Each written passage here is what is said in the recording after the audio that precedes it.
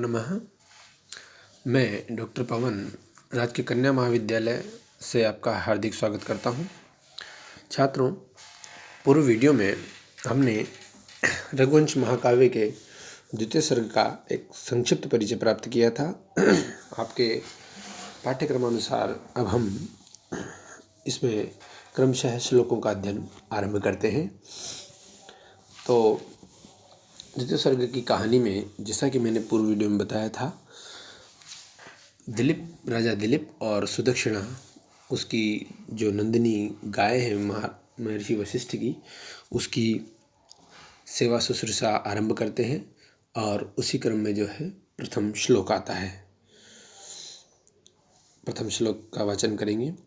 अथ प्रजानामधिपः प्रभाते जाया प्रतिग्राहित गंधमाल्यां वनाय पीता प्रतिबद्धवत्सां यशोधनोधेनुमृषेर्मुमोच यशोधनोधेनुमृषेर्मुमोच।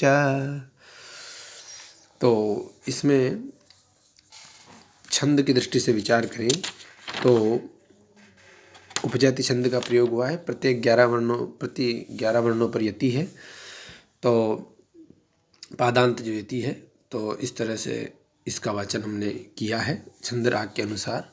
अन्वय देखेंगे अब। अथ अर्थात इसके बाद, अथ तो यशोधन है, यश ही जिसका धन है ऐसा, प्रजानाम अधिप यानी प्रजाओं का स्वामी, प्रभात यानी प्रातःकाल, जाया प्रतिग्राहित गंधमाल्याम, जाया अर्थात पत्नी के द्वारा स्वीकार करा दिए गए हैं गंध और माला, जिसको, ऐसी कौन, ऐसी गाय को। और क्या विशेषण है गाय का? पीत प्रतिबद्ध वत्साम, पिलाने के बाद प्रतिबद्ध यानी बांध दिया गया है बछड़ा जिसका। ऐसी कौन? ऋषे धेनुम, ऋषि की गाय को, वना यानी वन के लिए, मुमोच यानी छोड़ दिया। तो राजा ने गाय को वन के लिए छोड़ दिया, यह मुख्य वाक्य है। अब इसका अन्वय हमने किया है, तो अन्वय का तात्पर्य, आप चूँकि प्रथम वर्ष के छात्र हैं इसलिए आपको फिर बता दूं मैं कि अन्वय में हम जो है श्लोक चूँकि छंद के अनुसार क्रमबद्ध तरीके से नहीं होता है अर्थ के अनुसार, तो उसको अन्वय में हम क्रमशः अर्थ के अनुसार कर्ता कर्म क्रिया के अनुसार एक क्रम से जमा देते हैं। तो अन्वय में उसी क्रम को हम उसी क्रम के अनुसार जमाते हैं। तो यहाँ पर वही काम किया गया है कि अथ यानी इसके बाद, यशोधन है, प्रजा नाम अधिप है, प्रजा का स्वामी कैसा? यश ही जिसका धन है, जिसके लिए यशी धन है ऐसा, प्रजा नाम अधिप है, प्रजा का स्वामी। प्रभाते प्रातःकाल, जाया प्रतिग्राहित गंधमाल्याम, जाया पत्नी के द्वारा स्वीकार करा दी गई है गंध और माला, जिसको ऐसी, पीत प्रतिबद्ध वत्साम, पीने के बाद में बांध दिया गया है, वत्स यानी बछड़ा जिसका, ऐसे ऋषे धेनुम, ऋषि की गाय को, वना यानी वन के लिए, मुमोच यानी छोड़ दिया। तो मुमोच यहाँ पर क्रिया है। अब इसकी संस्कृत व्याख्या देखेंगे। अथ अनंतरम, यशोधन है, कीर्तिधन है, प्रजानाम जनानाम अधिप है अर्थात स्वामी, प्रभाते प्रातःकाले।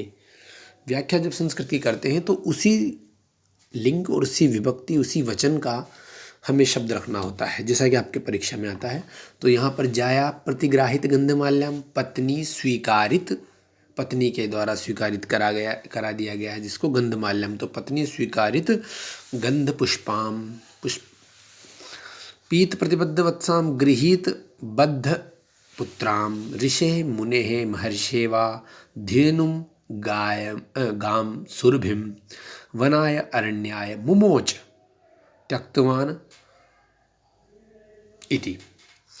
तो यहाँ पर हम जब पाएंगे इसी को, तो इसके मुख्य जो शब्दों पर विचार करें तो मुमोच यहाँ पर क्रिया है, और जाया प्रतिग्राहित गंधमाल्याम, पीत प्रतिबद्ध वत्साम, ये दोनों ऋषे धेनुम के विशेषण हैं।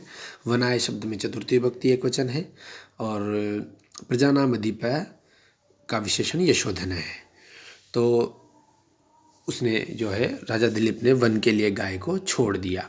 प्रसंग जो है आप इस तरह से लिख सकते हैं कि पद्यम इदं पद्यम रघुवंश महाकाव्यस्य द्वितीय सर्गात् गृहीतमस्ति। अत्र वसिष्ठ महर्षेः धेनोः नन्दिन्याः या सेवा दिलीपेन क्रियते तस्याः वर्णनं क्रियते।